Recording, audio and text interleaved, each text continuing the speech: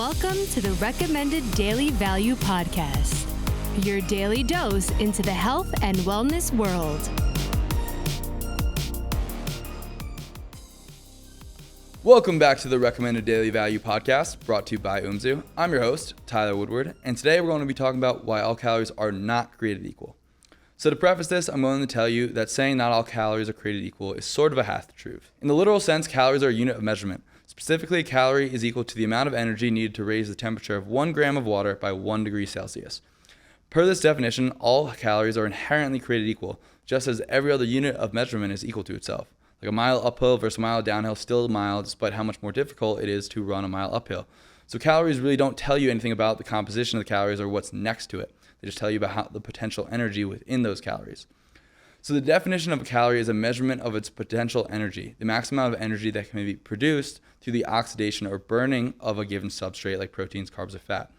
The calories in versus calories out model, or energy balance model, basically states that by consuming more calories than you burn, you'll gain weight. Consuming fewer calories than you burn, you'll lose weight. Consuming the same amount of calories as you burn, you'll maintain your weight. But not all calories are processed the same, which is largely a result of the difference in our body's ability, or our mitochondria's ability, to burn different substrates for fuel. For example, it's very unlikely to store excess protein as fat because the processes needed to convert protein into fat are very inefficient. Up next, we've got carbs. So while excess carbs can definitely be converted into fat through a process called de novo lipogenesis, excess carbs are much less likely to be stored as fat compared to excess fat. This is likely a result of how easily metabolized carbs are by healthy mitochondria, and that fact that they promote a positive feedback loop in the cell, encouraging the mitochondria to consume additional carbohydrates and burn them.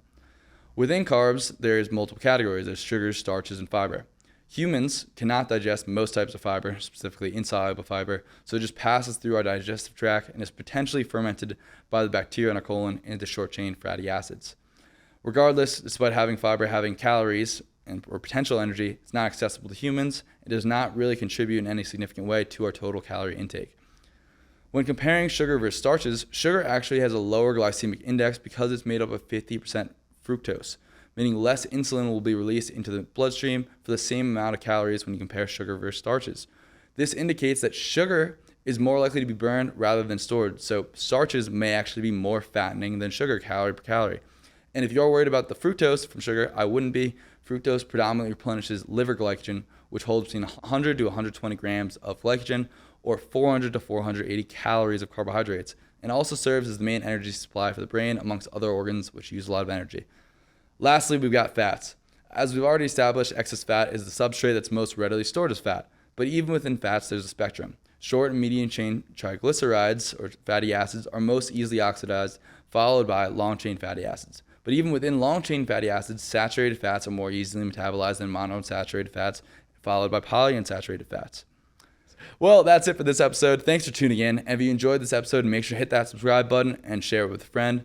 And remember that calories are just a unit of measuring potential energy and do not take into account our body's ability to burn each type of fuel. And just a final reminder that these opinions are my own, based on my own research and experiences, and is not medical advice. And just a reminder that these opinions are my own, based on my own research and experiences, and are not medical advice.